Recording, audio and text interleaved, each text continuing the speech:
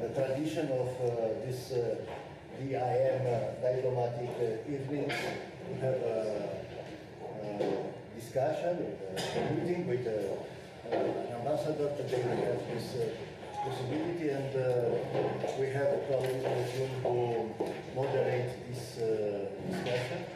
So this is for me, but I don't need it's open. Yeah, it's for the public.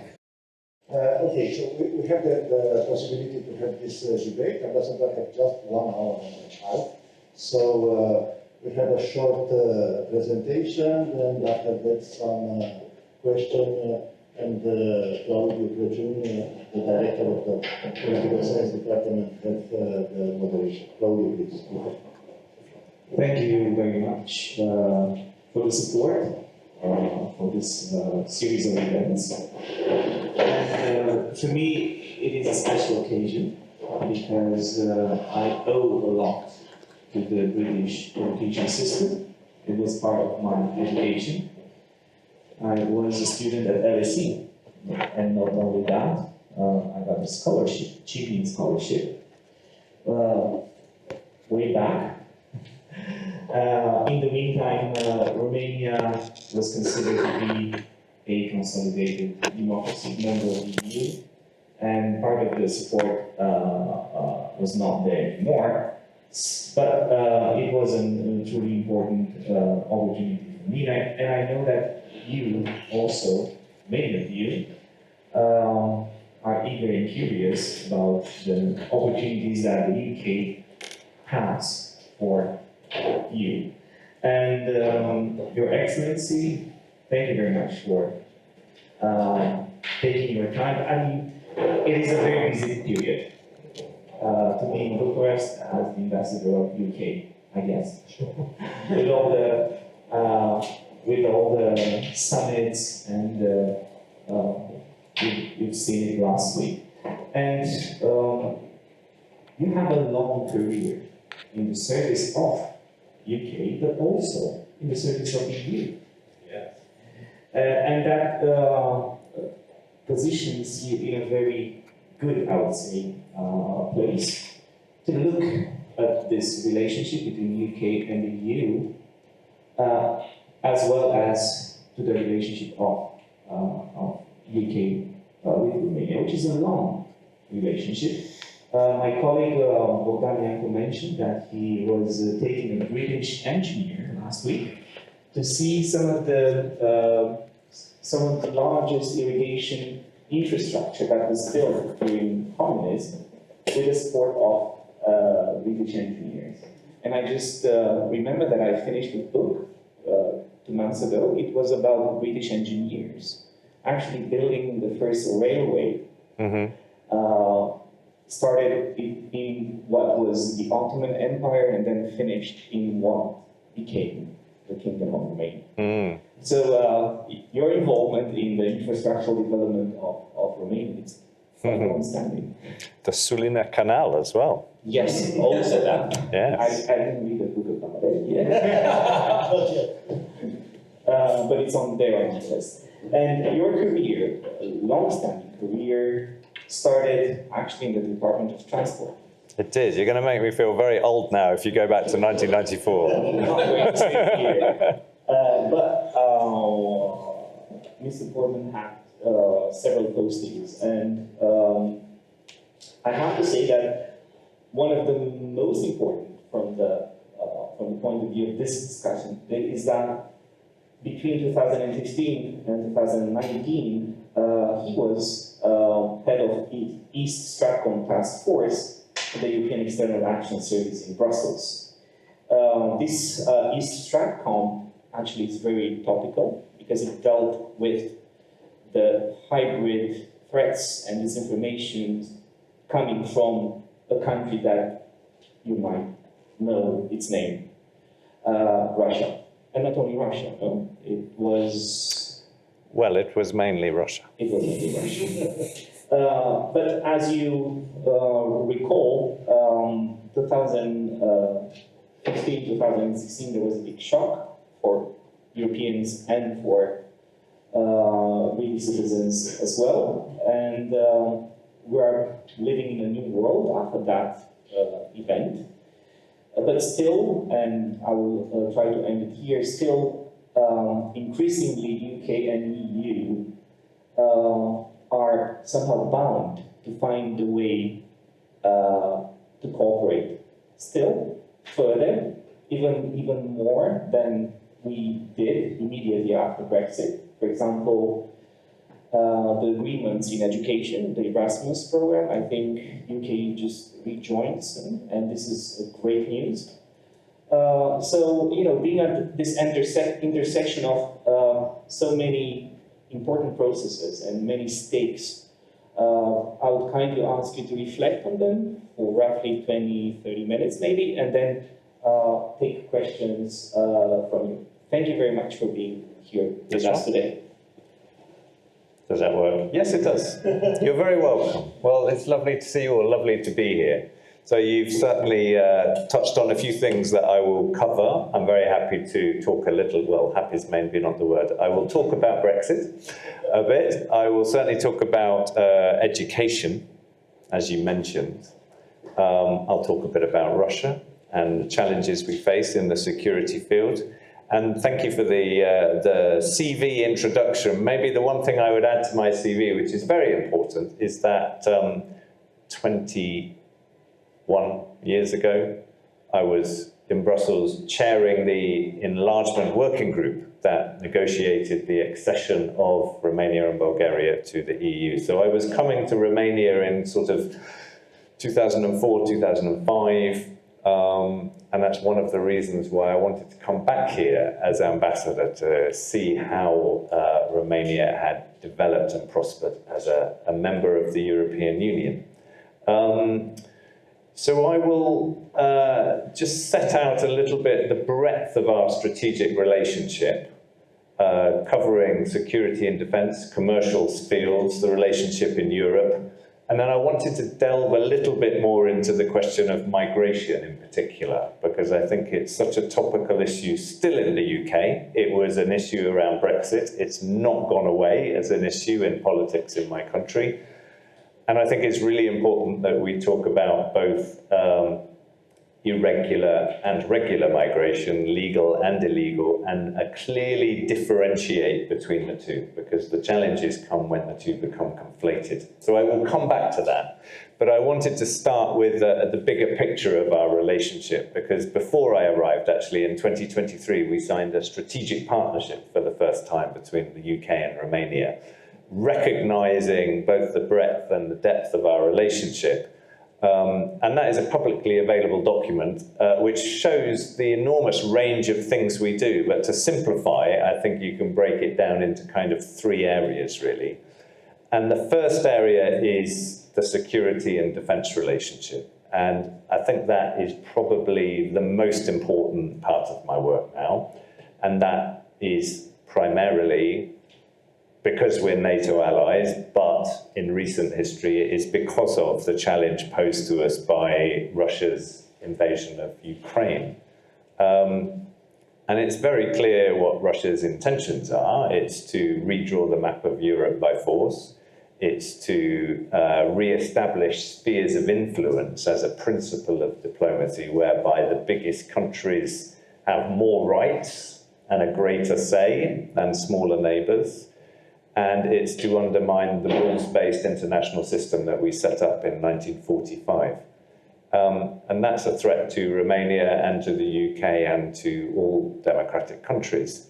And it's really increased the focus on this part of Europe, on the Black Sea and on Romania, because we really need a Black Sea that is free and secure and open. We need that for trade. I mean, we saw the grain deal that was done with Romania to allow the export of Ukrainian grain. This is important to food supply and food prices across the world, including some of the poorest countries of the world in Africa. So that trade needs to be allowed to flow. We need a secure Black Sea region also for our energy security. You have Neptune Deep about to open up in the Black Sea. but the connectivity with countries in the Caspian and in the Caucasus is vital to our energy supply and energy security. So the Black Sea region has become much more important to the UK, and Romania has become much more important to the UK. And that's why we work together really closely in this field. We signed a defence treaty together at the end of 2024.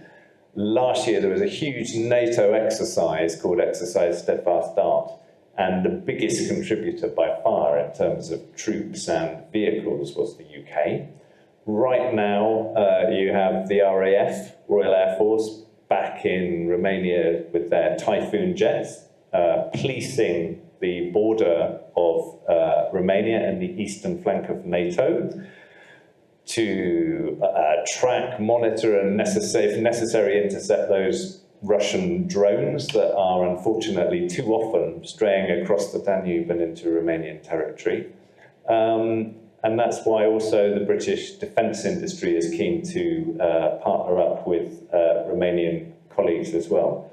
We also work together closely to counter disinformation and hybrid threats, cyber threats, as you mentioned, and also to continue to try and put economic pressure on Russia through sanctions to bring the war to as quick an end as possible. So that's probably the main focus of me and of my embassy at the moment, given the continuing war. And then the second area which gets a lot of attention is our economic and commercial relationship, because I think certainly when this current British government came into power a couple of years ago, their pledge was to make economic growth the #1 deliverable. And it's proved quite hard to do. And you're facing similar challenges in Romania. You have a record deficit. You have the highest inflation in the EU. So we're both grappling at either ends of Europe with some really challenging economic data. And we're trying to find that extra money through economic growth to pay for increased defence budgets, but also to pay for increased medical budgets as our populations age. Certainly a massive challenge in the UK. People are living much, much longer, and we're struggling to provide the same level of social and medical support that we did on a model that was invented in 1945. So trade promotion's a big part of what I do. We're doing pretty well. So our trade grew 6% last year, which is pretty good in a time of economic challenge. We have over £10 billion of bilateral trade. We have over 3,000 British companies registered in Romania. We have some major British investments in Romania. So Vodafone is the biggest British investor in Romania and bought part of Telecom Romania last year.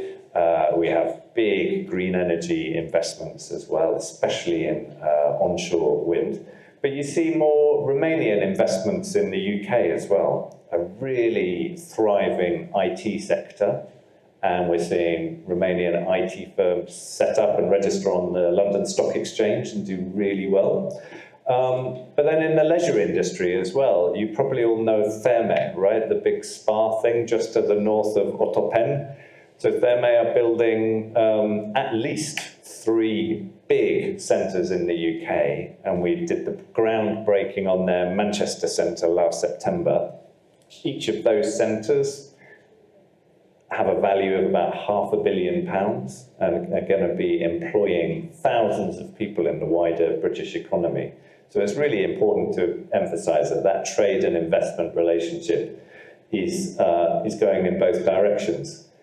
And then the third area where we work together very closely, which tends to get less focus, but is really important, is in law enforcement cooperation. And actually, if you were to come to my embassy and wander around, you would find we have a prosecutor from our Crown Prosecution Service. We have people from our Crime Prevention Agency, from our Interior Ministry. We have policemen.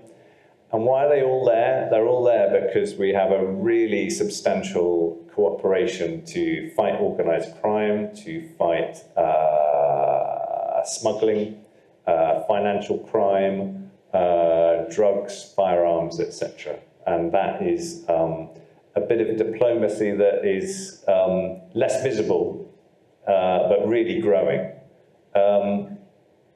And part of that is about fighting illegal migration and people smuggling, as well as smuggling drugs, cigarettes, or whatever.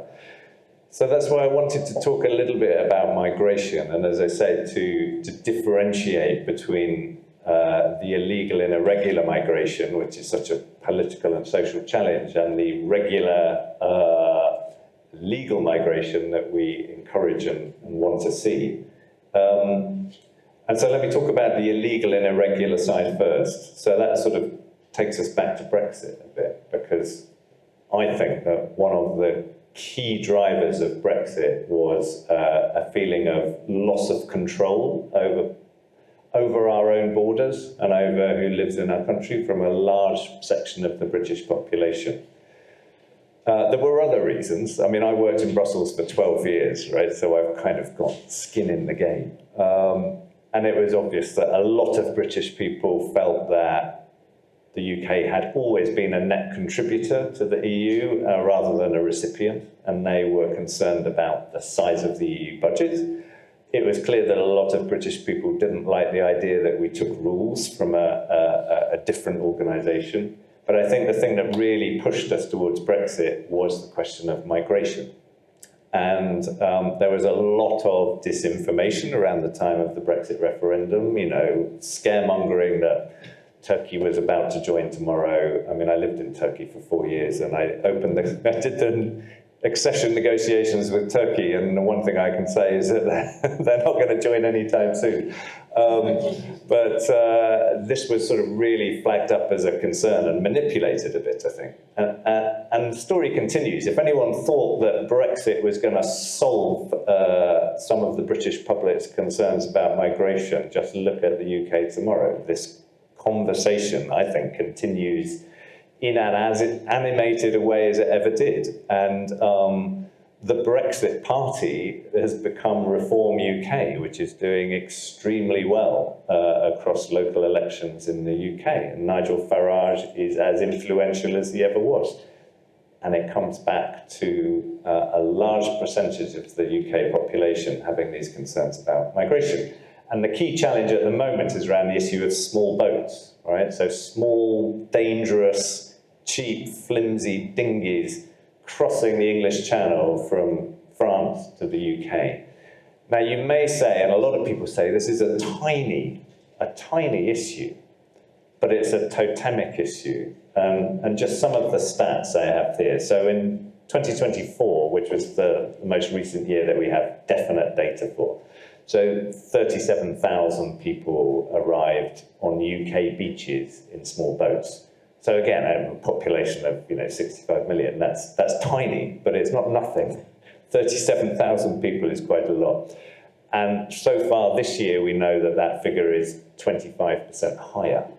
So we're not solving the problem. And I think part of the reason it's so political is that feeling of impotence, that it's really hard to solve this problem. 82 people died in 2024 crossing the English Channel. Over 90% of the people who make that journey pay a people smuggler to do so. And about half of those smugglers are also involved in smuggling of drugs and smuggling of firearms.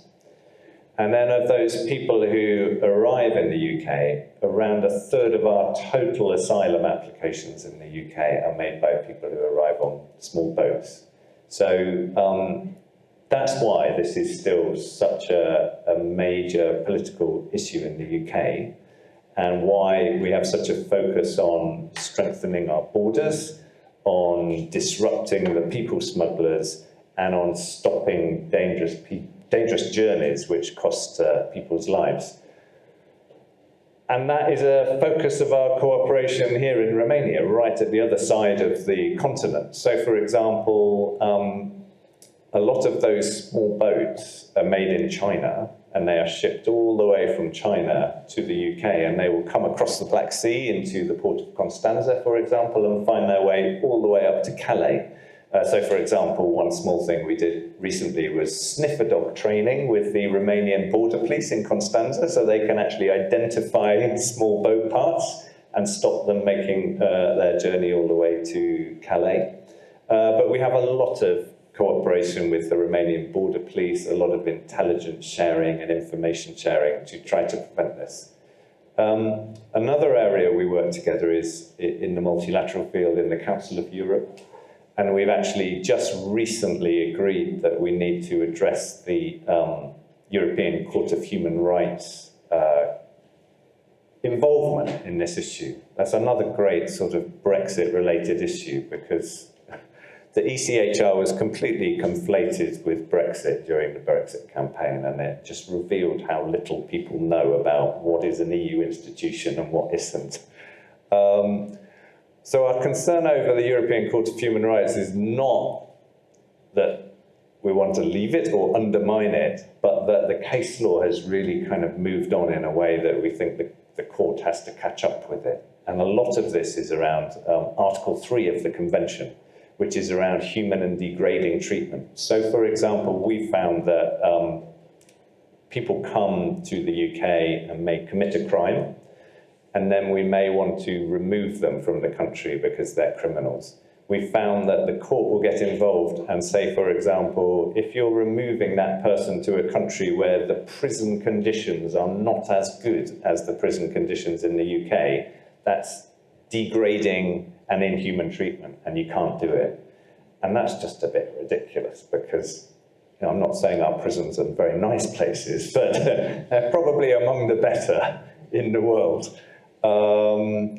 And we've had examples of criminals we've wanted to remove from the UK who have claimed the right to a family life and said, you can't separate me from members of my family, I can't be removed from the country.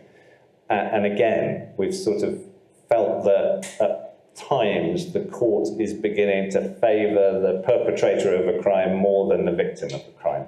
So that's why we've worked with Romania and I think 45 other countries to sign a declaration just in recent days saying that we support the court, but we must update its practices a bit to make sure that the balance is right between addressing illegal activity and between protecting the human rights of everyone.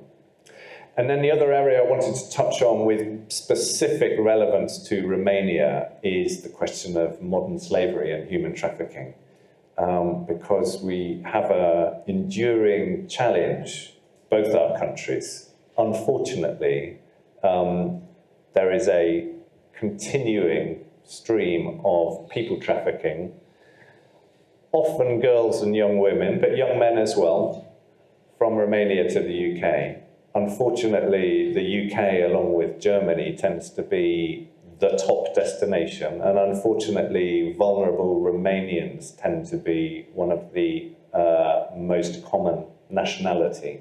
So for the men, we will see them typically ending up in car washes in the UK, doing very, very sort of bonded, indentured work for way below the minimum wage. They'll arrive in the UK, they'll have their passport taken away from them, and they will be told they owe an enormous debt for having arrived in the UK, and they will have to work and work and work to pay off that debt.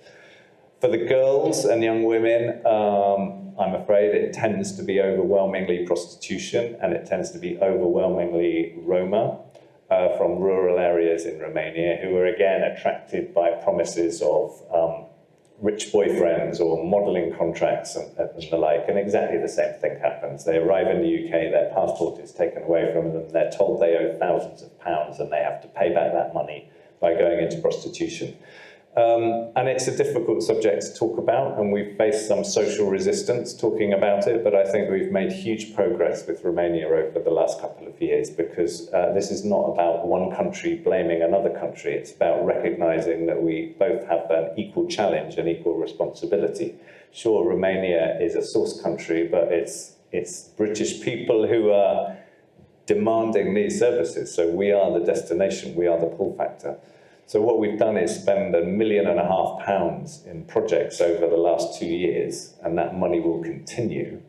And that's money funding NGOs in both the UK and Romania, as well as government-to-government projects. And what we're trying to do, first of all, is identify vulnerable people and make sure that we can warn them of the risks and try to stop them being trafficked in the first place.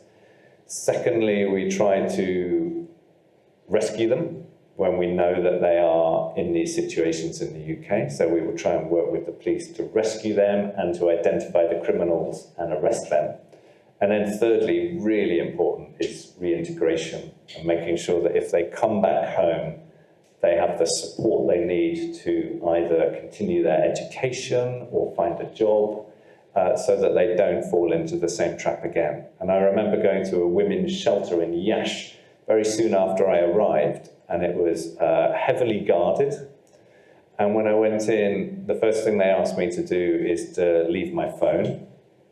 And I said, yeah, I can. They said no phones allowed in the centre. And I said, I can understand that. That's so that these criminals can't contact the victims, right? And they said, no, it's the opposite. They said most women who are rescued and arrive in this shelter within 24 hours will call the guy who trafficked them and want to go back to him.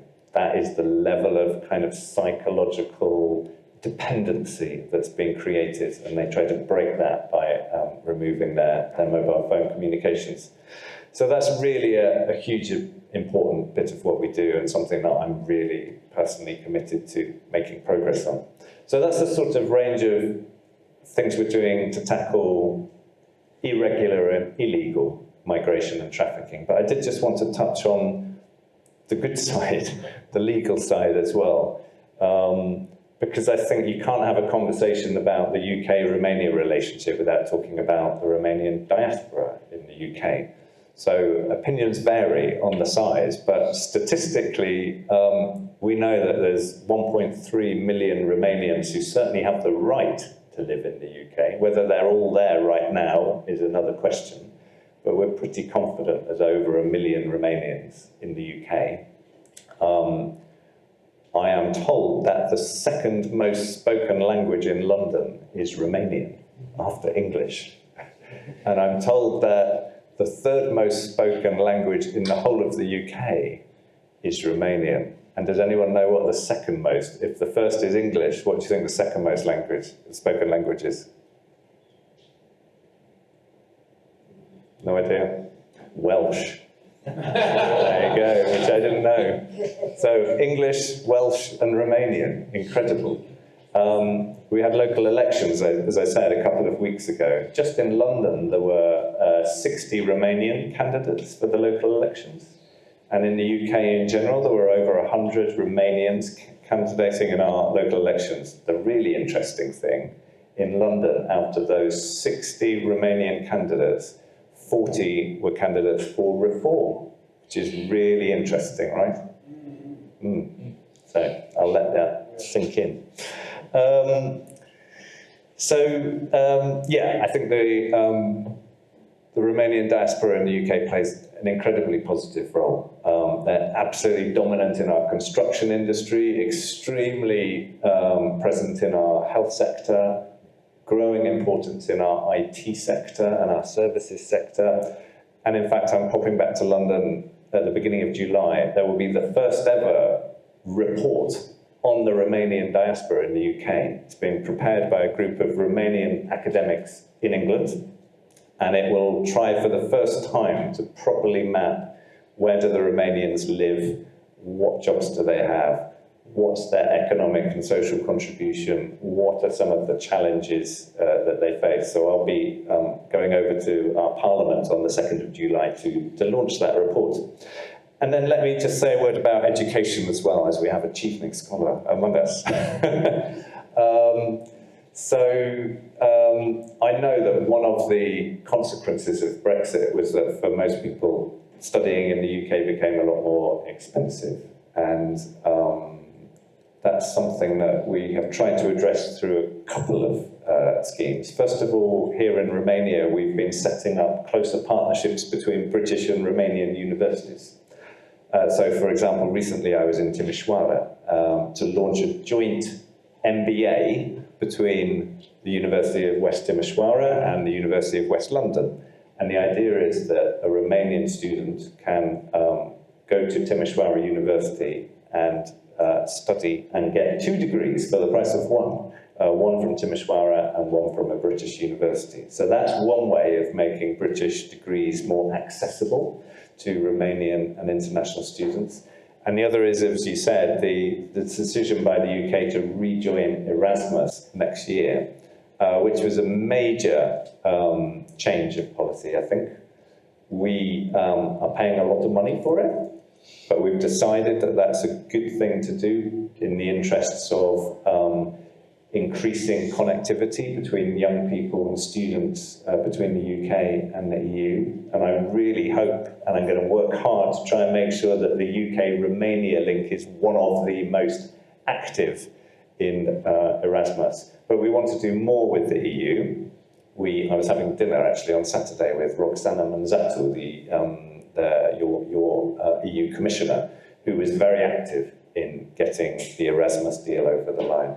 And we're also talking about a youth experience scheme so that Romanian people, young people can come to the UK, not just to study, but to work, to volunteer, to travel, and so that British young people have the opportunity to do exactly the same across Europe. And there's more we want to do with the EU this year as well in terms of a better trade deal on food and drink and on manufacturing. So, as I say, I'm sort of personally connected to this. I worked for 8 years as an EU official until Brexit, where I was fired and kicked out. And then was immediately made a Brexit negotiator and sent back to negotiate with the very people who had been my colleagues the week before. So, I think there's a recognition that we can, without rejoining the EU, have a closer relationship with the EU. So let me stop there. I think in summary then, we have a really broad and deep and strategic relationship between the UK and Romania. We tend to focus very much on security and defence and on our commercial ties, but that law enforcement cooperation is really important too. The question of migration remains highly political and politicised in the UK, and that's why I think it's essential both to show that we're tackling illegal migration, to give the public the confidence that we control our borders, but also to recognise that welcoming legal migration by people who will contribute to our society and contribute to closer relations between our countries is a really good thing. So thank you. I will stop and listen to what you'd like to ask. Thank you very much.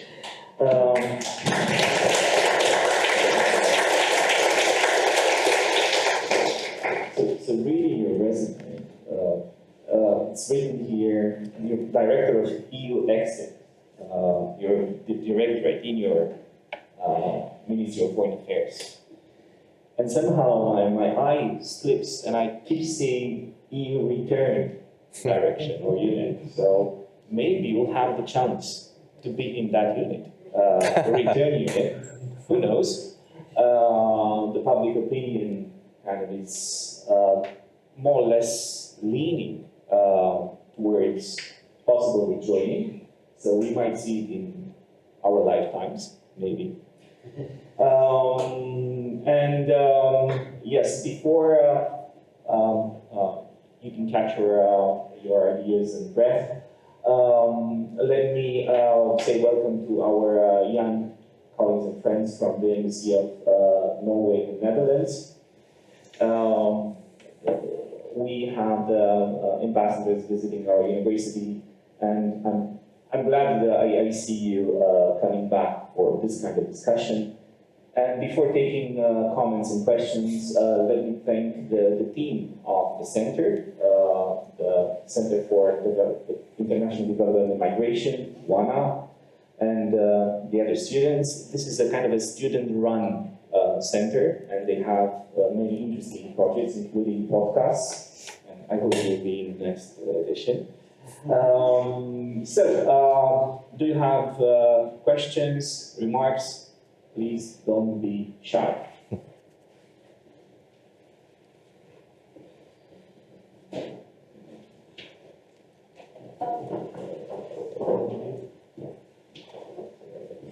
Your Excellency, so given the UK's significant position in aerospace and defence, how do you see the intelligence layer enduring as autonomous systems and orbital infrastructure being increasingly central to the modern security architecture? And where does traditional diplomacy fit when the assets are doing the actual work, are moving faster than the treaty to keep up with? And specifically in the context of Romania as a NATO Eastern flank state, so how does the UK think about interdependency in that bilateral relationship, particularly as diplomacy itself has to operate across increasingly digitalized and contested domains? Shall I answer that now, or should we take it? Maybe we take. I'll tell you what, I'll answer that now because otherwise I'll forget it because it was a very complicated question. So that's very topical because last week we had pretty close to here the BSDA, yes, the Black Sea Defence and Aerospace Exhibition. And for the first time we had a UK Ministry of Defence stand with 8 British companies on that stand, varying from some of the biggest like BAE Systems and Airbus UK to some much smaller ones with the kind of innovative niche potential that you are talking about. And what struck me about BSDA, we had about 20 other British companies already partnered with Romanian and other firms present at BSDA. And what struck me was how much of the focus was on drones and UAVs. And as I mentioned, we have the RAF here right now, policing the eastern flank. But one of the challenges of our air forces is we have these super duper fighter jets like F-35s with the ability to, shoot missiles that cost hundreds of thousands of dollars a go. And yet the challenge we're facing is from drones that cost a few £100. And how do you get an F-35 to deal with 40 drones coming at it, right? So I think that's like something that we're really adapting to quickly, and that Romania is probably as aware of as any country because of the fact it's on the eastern flank and it's seeing drone debris fall on Romanian territory. And at the same time, we need that diplomatic conversation to support the technological advances. So we have the NATO summit coming up in Ankara very soon. A lot of it will be about the conversation about how do we increase our capabilities to fight modern drone warfare. So it's a tech conversation. And one of the challenges we talked about at BSDA was how do you attract the right people into the armed forces now, right? Because we sort of traditionally thought that if you want to be a soldier, you kind of have to be fit and kind of like rolling around in mud and things like that. But actually, the soldiers of today might be tech people who are nowhere near the front line. Many of those fighting in Ukraine, they're not on the front line, they're behind, and they're controlling drones. So that's great in a way, because it expands the number of people who might want a career in the armed forces. But it's a real challenge also, because you're trying to enlist the same people who are going to be attracted by tech startups, by IT firms, who are going to pay them loads more money. So we have a really big personnel challenge as well as a tech challenge. And then the third challenge is the diplomatic challenge, because I think in the Ankara NATO summit, we'll be talking about all these things, about spending, about capabilities. But maybe the most important thing is that we all speak with the same voice. And there are different voices in NATO, right? There's a different Spanish voice from a US voice, for example. The US is not in exactly the same place as we are on support for Ukraine. And it's really important that you back up your capabilities with a united voice, because that voice can be as much of a deterrent as the capability. So I see it as a complement between diplomacy, HR management, and technological advances. And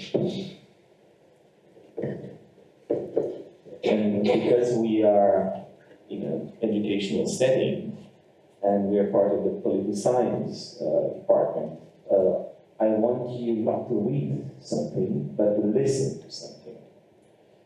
Namely, the speech of King Charles in the Congress.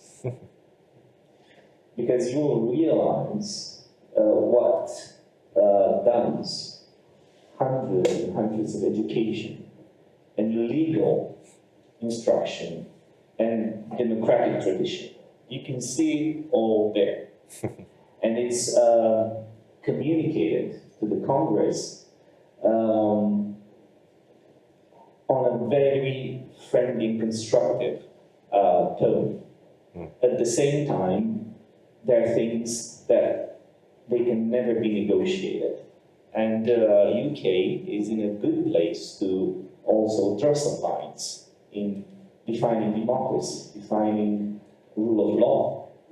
And frankly, I was seeing the speech and I said, well, this is great. And actually, I read an article in The Guardian explaining the process of drafting that speech, because it was an institutional, political, and bureaucratic process in which many institutions from the UK establishment were actually contributing. It was not just King Charles with his ideas and education, and probably he would have done a great job. But it was statesmanship and rhetoric at its best. So do see it. Do see it. It's something that you remember. So any questions, please?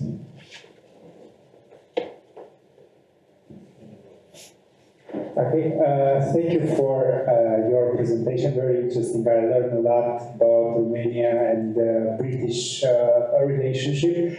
My name is Mihai. I'm a PhD student here in SNSPA with a paper on green DIM implementation. And yeah, you mentioned some investment in offshore wind, probably here in Black Sea, right? And I'm curious if there are other form of cooperation between these two parts on energy, on other energy sectors, not necessarily on renewables. Yeah. Thank you. Sure. Actually, so just to be clear, sorry if I wasn't speaking clearly enough, but it's onshore rather than offshore, but I see the potential for offshore. So the major British investments in the energy sector in Romania are in onshore wind, and we reckon we've seen British firms invest already about 2 billion euros in onshore wind, and we reckon there's about 1 billion euros more coming. So in the coming weeks, I'll be going up to near Brazil to a place called Vifor, where there's an enormous new onshore wind park being opened, and that's a British investment. You'll see British investments also in terms of carbon capture and storage, in terms of trying to modernize the electricity grid, make it more flexible. I see potential to some solar. And I think in the future, the two areas I see potential in, first of all, offshore wind, because if you go up to the North Sea, up above Scotland, you know, we are really developing a lot of offshore wind capabilities, especially floating offshore wind turbines, which are cheaper and more sort of adaptable to weather conditions. And I think there's real potential for us to work together in terms of offshore wind in the Black Sea.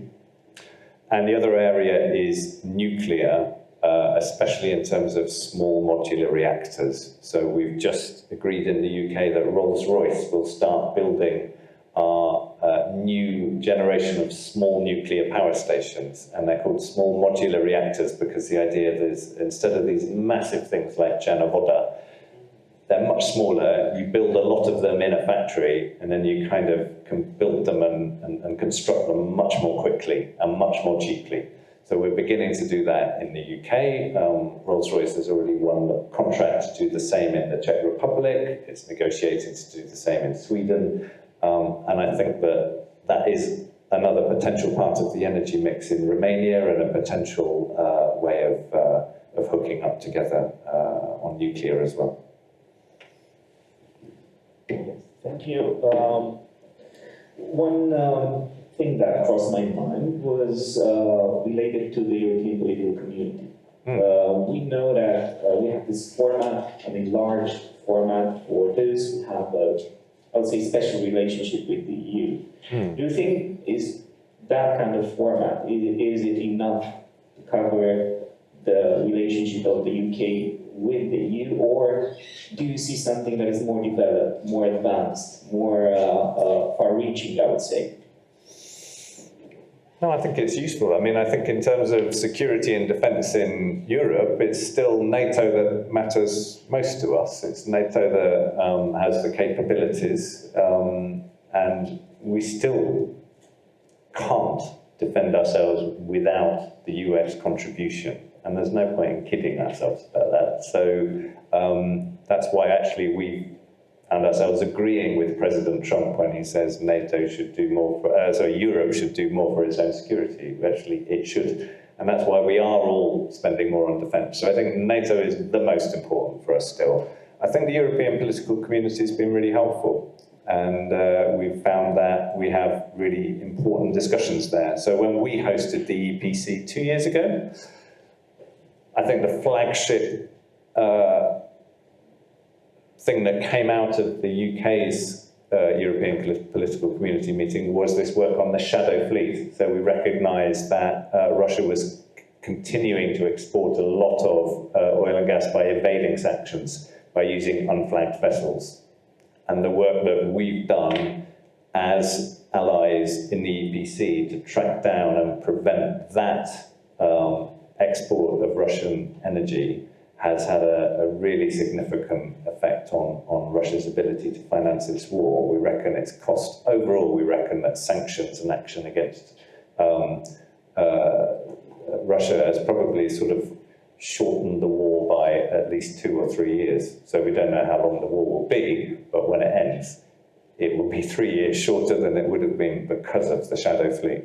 But we also, you know, we're seeing British ministers going to foreign affairs committees again, going to gymnics again. So I think that sort of regular contact is important in Brussels as well. So I think it's all three: NATO, wider European political community, but also a recognition that when we had our first UK-EU summit last year, the first thing we did was agree that security and defence conversations needed to be closer than they'd been since Brexit. Right. Any questions? I do have another one. Because we're in a university and we have a lot of young students here. From your experience in Brussels, dealing with Russia, directly and indirectly, what do you think is the most important thing to acknowledge in relationship to Russia and Russia's policy towards the EU and Romania? Something that young people like them should, take with them and remember and see it as an important. So, what should we learn from your experience about Russia and its policy towards Romania and the EU?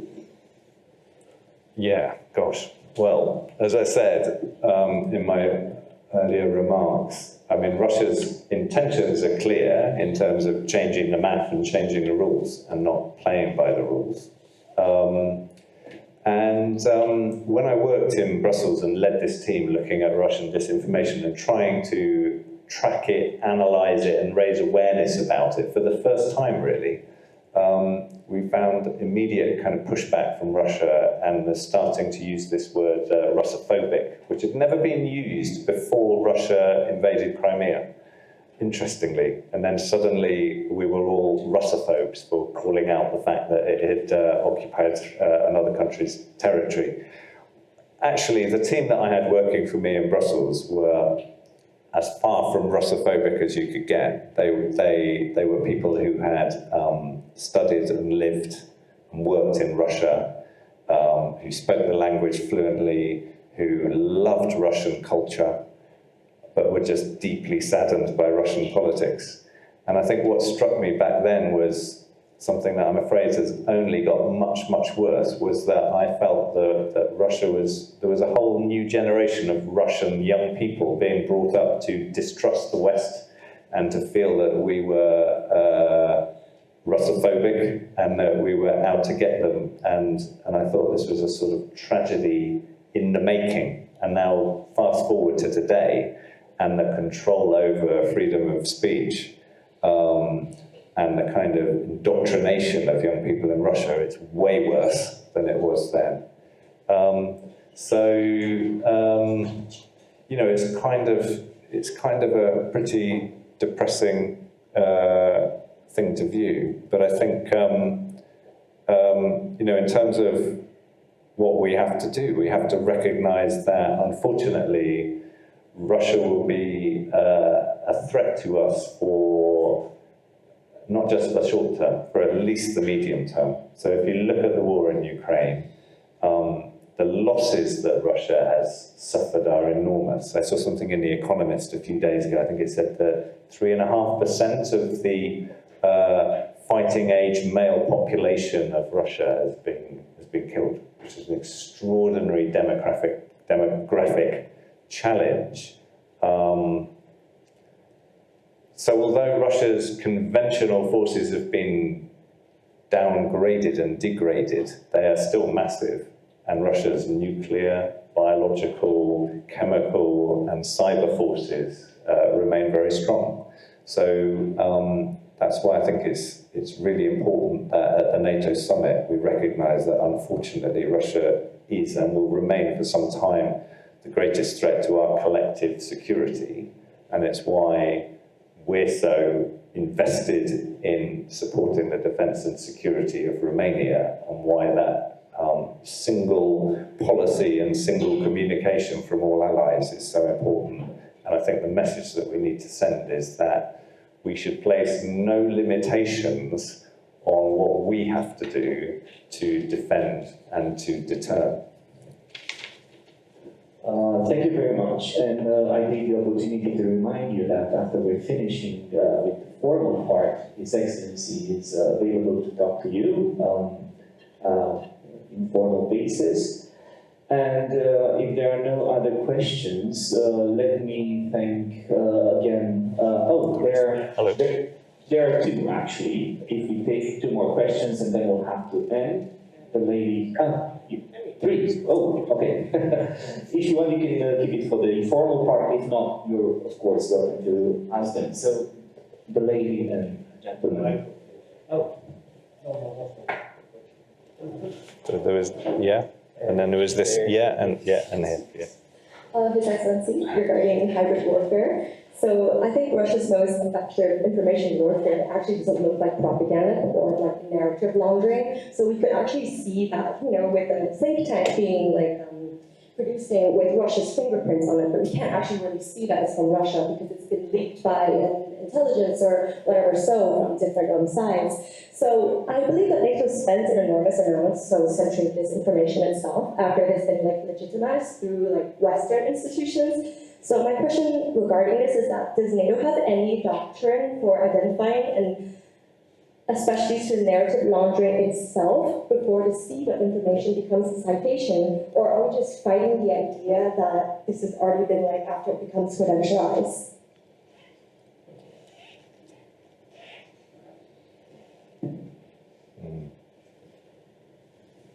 Yes. Your Excellency, how do you see the historical relationship between the British royal family and the Romanian royal family as part of the wider friendship between the two countries? Thank you. And gentlemen.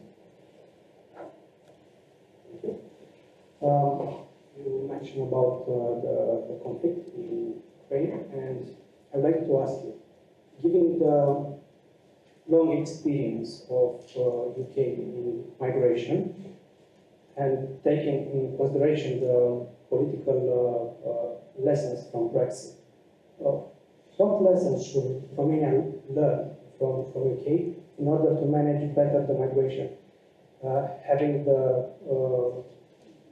Having more and more people coming to Romania for working, and of course having the refugees on our soil. Yeah. Great. Three very different questions. So, so let's go back to disinformation. So you mentioned the word doctrine. So first of all, we should be clear that Russian military doctrine is very clear that Russia sees itself as in a state of perpetual warfare with the West, and that it sees disinformation as a legitimate tool of that warfare. So we have to recognize that Russia sees itself as permanently antagonistic towards the West. And the other thing that you said very clearly is this sort of challenge of a disinformation ecosystem. And we found this when we were trying to track it in Brussels, that a piece of fake news might begin on Russia Today and then be picked up in a Western media outlet, sometimes deliberately, but sometimes accidentally. And so the challenge of how you respond to disinformation is incredibly hard, because you said that we're spending money. I mean, the amount of money we spend is tiny compared to the Russian budget, whether it's Russia Today, which is not a real media outlet, it's a television station which literally takes its rules each week from the Kremlin. There is literally a meeting in the Kremlin each week where Russia Today is told what it can and can't report on, who it can and cannot talk to. And we have the troll factory in St. Petersburg, of course, the famous troll factory. And so we're competing against enormous budgets. We're competing with a country that doesn't respect freedom of expression while we're trying to do so. And it's a really hard line to draw. So I think that the way I kind of reconciled it in Brussels was that I would never tell anyone what they should or shouldn't read, or what television station they should or shouldn't listen to or watch. But I would just urge them, first of all, to know what they were watching, and secondly, to make sure that they consumed a variety of media, to make sure that they weren't being fooled. And that was our whole kind of ethos as East Stratcom. Question more what you're consuming as your media. The Royal Connection, thank you. So last year we celebrated the 150th birthday of Queen Marie of Romania, who was of course also the granddaughter of Queen Victoria of the UK. Actually very soon in my residence I'm going to be receiving some artwork by Queen Marie and some artwork by King Charles, because they were both watercolour artists of nature, which is like a wonderful kind of connection between our countries. The meeting I have to go to later is to talk about our Anglican church in Bucharest, which was established in the early part of the 20th century, very much with the help of Queen Marie, and she used to visit there regularly. So we have all these kind of royal connections, but I must sort of stress the royal connection that matters most to me, which is King Charles's connection with Romania, because I genuinely think it is a unique connection. So when King Charles became king, and all his sort of advisors and courtiers were saying, where's the king going to go on his first overseas visit as king? It must be to a Commonwealth country, or it must be to Africa or Asia or something. And the king said, no, in May I always go to Romania. I'm going to Romania.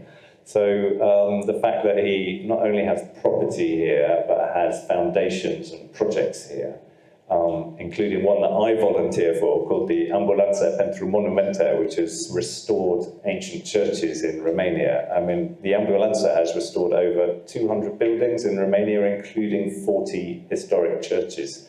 So that kind of commitment of King Charles to trying to support biodiversity, rural jobs, sustainable tourism is, I think, a fantastic and really genuine and authentic connection, which makes the UK-Romania relationship genuinely like no other because of that. And then the third question was about migration. I think that's a really interesting question. And it comes back to what I was saying about misinformation around migration. So So if you take the Ukrainian population in Romania, I know one of the pushbacks people have is that why are we spending all this money on Ukrainians who get more social benefits than we do? We see them all driving around in big SUVs, and there are some rich Ukrainians, of course, but there are some destitute Ukrainians, and I think what Romania did to support people in need was amazing, and it's really important that the real facts are presented and that people's public opinion is not manipulated. And I think what you say about wider migration to Romania is really interesting. So one of the things I had no idea about before I came here is how your service sector is becoming increasingly dominated by people from Sri Lanka and Nepal. When I first went to the Delta, and I stayed in a hotel that you can only reach by a boat, literally the entire workforce was from Nepal. And that is going to happen more and more. You have like 100,000 visas a year being issued for people from Asia to come and fill jobs in Romania. You have a real demographic challenge. And I think what's happening in Romania is what happened in Britain in sort of 1950s. And we have real lessons to learn about how you manage that migration in a way that is successful. And I think there's a really important conversation that we can have between the UK and Romania about how your demography changes over the coming years. Thank you very much. Listening to all of your interesting insights, we came to realize that, okay, we have Brexit, and there was a separation. At the same time, there is a whole history there, behind us, and there's still a very viable connection between Romania and the UK, and Romania and UK and EU. And actually, there is a very solid foundation for having a continuous relationship without or somehow kind of forgetting that shock of Brexit, that it shouldn't be our fate. As friends and allies in NATO, and facing different challenges that are there, climate change, multipolar politics, authoritarian tendencies everywhere on the globe, and all these things can make us realize that we still have many things to defend together. So thank you very much for your presence here, and we look forward to having you again at this debate, also bringing us good news. Thank you. Thank you. Thank you.